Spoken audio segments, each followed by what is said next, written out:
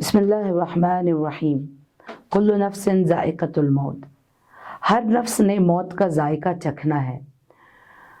موت جو ہے ایک کنواں نہیں ہے کہ جس کے اندر گر کے انسان فنا ہو جائے، بلکہ موت ایک گزرگاہ ہے، موت ایک پل ہے کہ جسے کراس کر کے انسان ایک اور جہان میں، ابدی جہان میں چلا جائے گا اور اس فانی دنیا سے جو ہے یہاں سے رخصت ہو جائے گا۔ دیکھتے ہیں آئمہ کی طرف سے جو دعائیں وارد ہوئی ہیں اس میں یاد مرگ کو ایک خاص توجہ دی گئی ہے اور موت کو یاد کروایا جا رہا ہے، قیامت کو یاد کروایا جا رہا ہے، عالم برزخ کو یاد کروایا جا رہا ہے، انسان یاد کر رہا ہے۔ تو اس سے معلوم ہوتا ہے کہ موت کو ہمیں یاد کرنا ہے، موت کا ہمیں ذکر کرنا ہے۔ کس لیے؟ اس لیے کہ موت کی یاد ہے جو کہ انسان کو دنیا سے جدا کر کے اسے آخرت سے جوڑتی ہے۔ یعنی ہم خدا کا قرب چاہتے ہیں تو خدا کے قرب کے لیے جس چیز کی ضرورت ہے وہ ہے انقطاع کامل، کاملاً اپنے آپ کو ہر چیز سے جدا کر کے خدا کو یاد کرنا۔ یہ چیز ہے جو کہ ہمیں قرب خدا عطا کرتی ہے۔ تو ان خدا تمام چیزوں سے انقطاع حاصل کرنا، جدائی حاصل کرنا کس صورت میں ہو سکتا ہے؟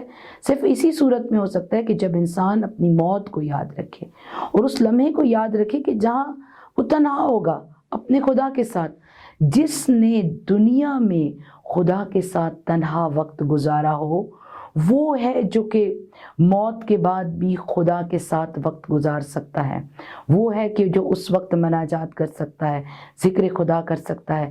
اس وقت ہے کہ اس وقت بھی وہ خدا کے ذکر سے لذت کو محسوس کر سکتا ہے، ورنہ دوسری صورت میں موت جو ہے وہ ہمارے لیے ایک خوفناک حقیقت ہو جاتی ہے۔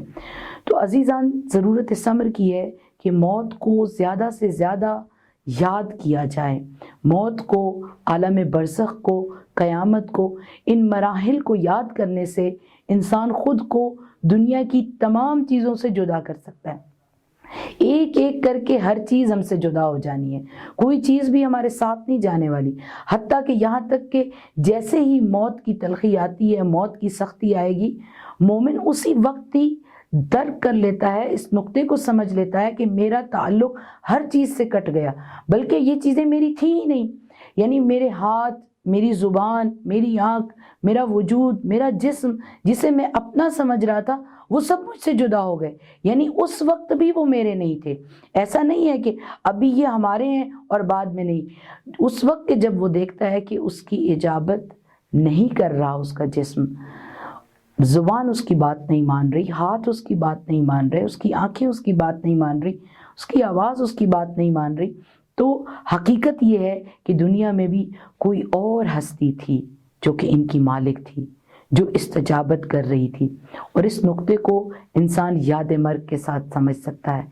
یہ کہ دن گزاریں، سحر گزاریں، راتیں گزاریں امام زین العابدین کے ساتھ، دعائے سحر، دعائے ابو حمزہ سمالی کی اس طرح سے تلاوت کریں گویا کہ ہم امام کے حضور بیٹھے ہیں اور یہ کلمات امام ادا کر رہے ہیں اور ہم امام کے ساتھ زمزمہ کر رہے ہیں۔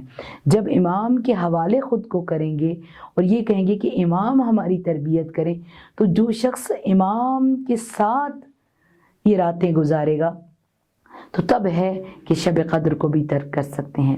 پروردگار ہمیں اس بات کی توفیق دے کہ ہم یاد مرگ سے خود کو دنیا کی لذات سے اور اس فانی دنیا سے جدا کر سکیں، انقطاع کی منزل پر پہنچیں، تبھی ہے کہ قرب خدا کو حاصل کر سکیں گے۔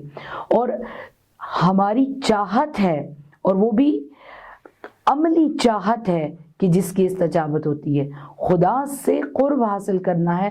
خدا فرما رہا ہے مجھے پکارو میں تمہیں اجابت کروں گا، مجھ سے مانگو میں تمہارے قریب ہوں، میں تمہارے نزدیک ہوں، مجھے جب یاد کرو گے مجھے اپنے پاس پاؤ گے۔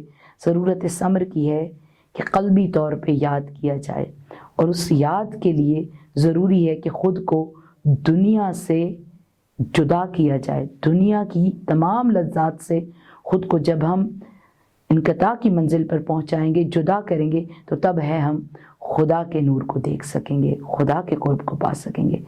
اللہم اجل لولیک الفرج، اللهم صل علی محمد وآل محمد وعجل فرجهم وفرجنا بهم.